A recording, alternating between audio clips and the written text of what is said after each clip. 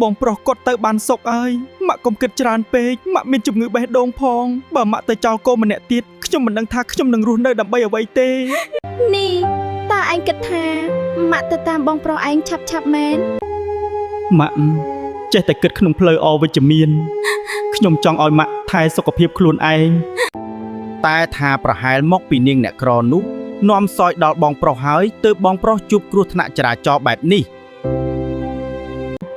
ឯងនឹងហើយដែលតែងតែនាំម៉ាក់គិតអវិជ្ជមានល្មមឈប់ចាក់រុកម៉ាក់ឲ្យស្អប់កូនប្រសាម៉ាក់ទៀតទៅបើនាងមិនល្អបងប្រុសឯងក៏មិនស្រឡាញ់នាងដែរម៉ាក់ចង់លុបលាងកំហុសដែលធ្វើឲ្យបងប្រុសឯងឈឺចាប់យើងត្រូវមើលថែប្រពន្ធជាទីស្រឡាញ់និងដំណក់ឈាមចុងក្រោយរបស់គេឲ្យបានល្អបំផុតបើម៉ាក់មិនបានធ្វើអ្វីសម្រាប់បងប្រុសកូនទេវាបដិសេរីដែលដិតដាមក្នុងចិត្តម៉ាក់នឹងធ្វើឲ្យម៉ាក់ឈឺចិត្តដល់ស្លាប់មិនខានកូនព្រមតាមម៉ាក់គ្រប់យ៉ាងឲ្យតែម៉ាក់ព្រមថែសុខភាពម៉ាក់ចង់ទៅជួបនាងនិងចៅប្រុសម៉ាក់ថ្ងៃនេះបាទម៉ាក់កូននឹងជូនម៉ាក់ទៅពិធីបុណ្យសពបងប្រុសក៏ចប់រួចរាល់ដែរ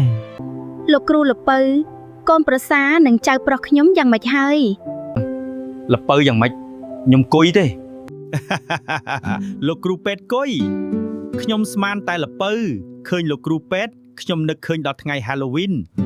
កូនចេញទៅចាំម៉ាក់នៅខាងក្រៅសិនទៅមុននិយាយអីឲ្យចេះគិតវែងឆ្ងាយ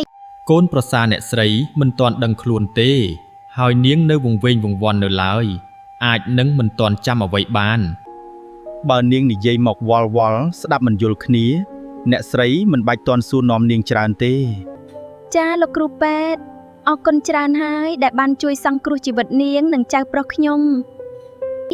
ចង់បដូរនាងទៅមន្ទីរពេទ្យដែលល្អបំផុតនៅភ្នំពេញខ្ញុំត្រូវប្រកាសថាពួកគេទទួលបានការព្យាបាលដែលល្អបំផុតបាទអ្នកស្រីខ្ញុំនឹងរៀបចំឯកសារបញ្ជូននាងទៅភ្នំពេញនៅក្នុងថ្ងៃនេះសំណាងហើយដែរកូនប្រសាខ្ញុំមិនទាន់ដឹងខ្លួនកុំអីបះសក់ដោយសារមុខលោកគ្រូពេទ្យមិនខាន